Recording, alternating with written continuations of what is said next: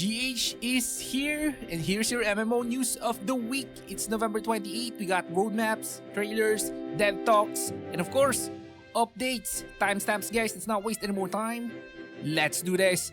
First up, the day after the announcement of Final Fantasy XIV Mobile, the developers posted an interview with Naoki Yoshida where he asked several questions about the game. Of course, the one question we all want answered is how the game will be monetized.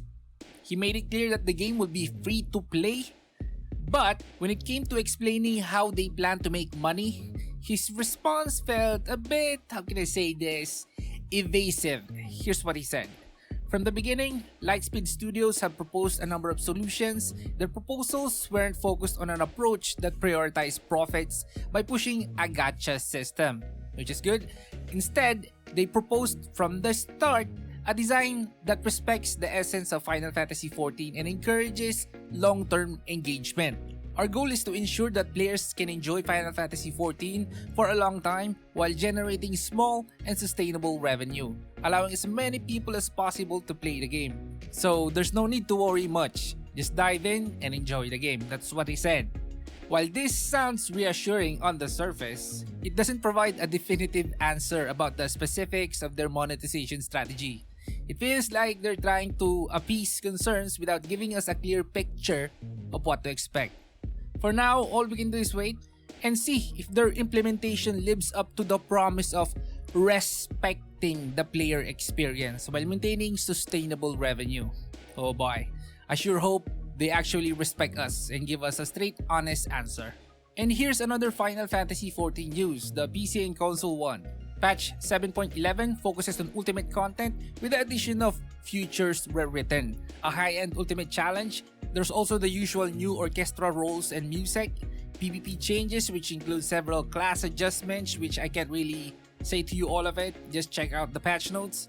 New items, achievements, and music were added, and new item exchanges for achievement certificates have been introduced. The patch mainly focuses on Ultimate and PvP, with no significant new content beyond that. The expected features like custom deliveries, new crafting and gathering quests, and additional role quests will come in later patches. And next news we have is for New World, Aeternum. A free trial is now available on Xbox Series X and S and PlayStation 5, allowing players to experience the game with all progress carrying over to the full version upon purchase. And in a post-launch development update, the team introduced what they call a living roadmap, highlighting future content. Season 7, arriving January 2025, will feature PvP-focused seasonal worlds, a new Outpost Rush map preview, daily solo trials, updates to mutated expeditions, combat balance changes, new artifacts, and returning seasonal events. Additionally, in-development features include global storage, a barbershop, and expanded in-game systems. The team is also exploring concepts like new weapons, zones, PvE modes, and trade skills. And here is their so-called living roadmap. Just pause if you wanna see. And coming up, Throne and Liberty News highlights updates from the developers, including improvements to Castle Siege events after addressing issues like unintended access and crowd control mechanics, fixes planned for the next siege on December 1, PvP adjustments include removing hostile guild relationships, and adding a War Games feature for custom PvP battles on December 5. PvE changes include refined dungeon matchmaking, stricter anti-bot measures, and more Arc Boss portals for better loot. Upcoming content includes 2-star co-op dungeons and optimizations for large-scale events to enhance performance and player experience. And yesterday, Amazon Games announced that Throne and Liberty is getting a new weapon next week, the Spear. And quick LostArk news, here's the update.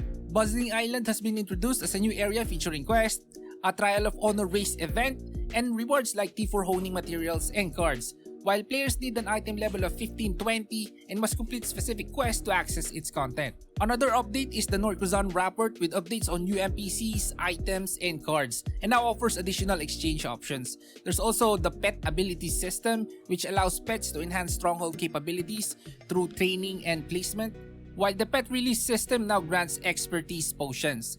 And according to this, the HP of the bosses in several Legion raids have been reduced to make it easier, of course. And the Voldis Power Pass along with the Hyper Awakening Road event have been added to help players reach tier 4 with progression boost, discounts, and valuable rewards for enhancing gear. And Toto's Ice Castle returns with a new mini-game.